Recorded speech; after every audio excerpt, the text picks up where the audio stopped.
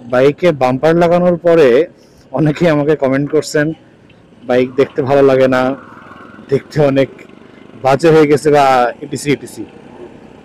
আসলে ঢাকা শহরে এই রোডটা দিয়ে আমার প্রত্যেকদিন অফিসে যাওয়া আসা। যদিও বা এখন আমি অফিস থেকে আসছি না, আমি যশোর থেকে প্রায় 200 কিলোমিটার রান করে আসছি। এই পুরো 200 কিলোমিটারে আমার একবারও মনে হয় নাই ঢাকা শহরে ঢোকার আগ পর্যন্ত যেমন বাইকে এসে কেউ মেরে দিবে পাশ থেকে বা দাঁড়িয়ে আছে পেছন থেকে কেউ ধাক্কা দিবে, এরকম মনে হয় নাই। কিন্তু ঢাকা শহরে ঢোকার পরেই এই যে রিক্সা এবং অটো, যদিও বা এই মুহূর্তে একটু কম এখানে, এখন বেলা হচ্ছে 10:30। সো এই কারণে এখন একটু রিক্সার জ্যাম অত কম।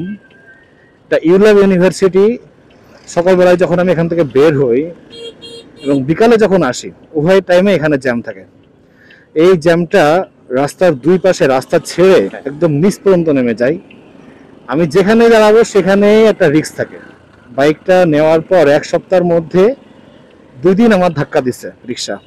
একদিন হচ্ছে আমি আমার পা দিয়ে ঠেকিয়েছি, সাদা পা জামাটা সম্পূর্ণ কালো হয়ে গেছে। এখানেও প্রচুর জ্যাম থাকে রিক্সার। ও ও, কি অবস্থা! ঢাকা শহরে আসলে গাড়ি চালাতে হলে ভাবতে হবে যেটা, সেটা হচ্ছে আপনার চারপাশে যারাই চালাচ্ছে সবাই হচ্ছে অন্ধ।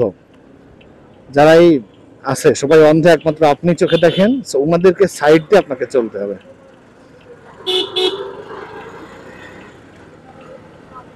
সো এত রিক্সা এবং অটো রিক্সাগুলা যখন তখন যেখান থেকে সেখান থেকে ইউটার্ন দেয়, হুট করে বেরিয়ে যায়, মাথা ঢুকায় দেয়। অল্প একটু জায়গা পালেও তার ভিতরে মাথা ঢুকিয়ে দেয়, দিয়ে সাইডের চাকা দিয়ে ধাক্কা মারে। সবকিছু মিলিয়ে আসলে বাম্পারটা লাগাতে হয়েছে।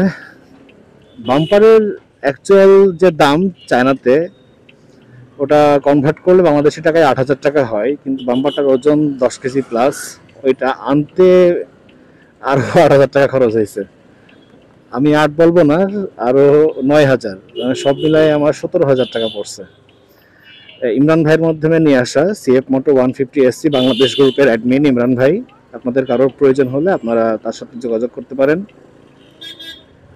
এই যে বাগগুলা নিচ্ছি, প্রতিটা জায়গাতেই এত রিক্সা থাকে। এখন ভোর দুপুর,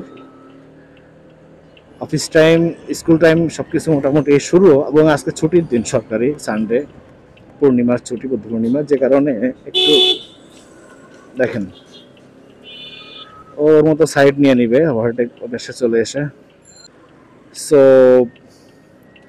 মোটামুটি একটু শর্ট হলে বাম্পারের নিচের এখানে দুই পাশে পা রাখতে একটু সমস্যা হতে পারে, মানে যখন আমি দাঁড়াচ্ছি দাঁড়িয়ে দুই পাশে পা রাখতে। এই জন্য চেষ্টা করি হচ্ছে যে আমি নর্মালি এক পা যখন জ্যামে থাকে একটা পা আমি বাইকে রাখি, ডান পাশ বা বাম পাশ সুবিধা মতো, আর একটা পা দিয়ে আমি মাটিতে ঠেকাই।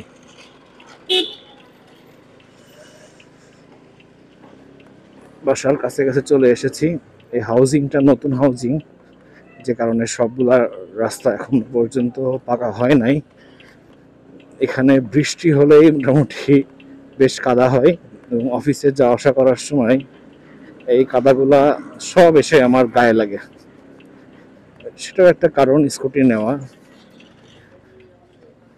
সো এই হচ্ছে বিষয়। ধুলাবালি কাদা থেকে মোটামুটি মুক্তি পাওয়া যায়, আর বাম্পারটা লাগানোর কারণে চারপাশ থেকে যে রিক্সার ধাক্কার একটা ভয়, ওটা থেকে মোটামুটি বেঁচে চলা সম্ভব হয়। আমি অনেক বাইক দেখেছি আমার সামনে নতুন নিচে একদম চকচক করে, পেছনের টেল লাইট ভাঙা।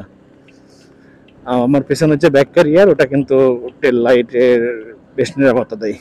ঠিক আছে, বাবাই, থ্যাংক ইউ।